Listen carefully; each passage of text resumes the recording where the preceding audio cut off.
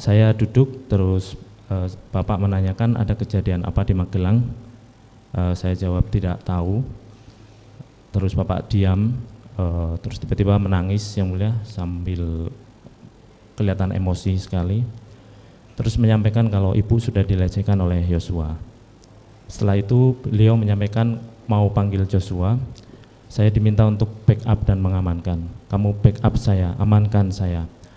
Kalau dia melawan, kamu berani enggak tembak dia?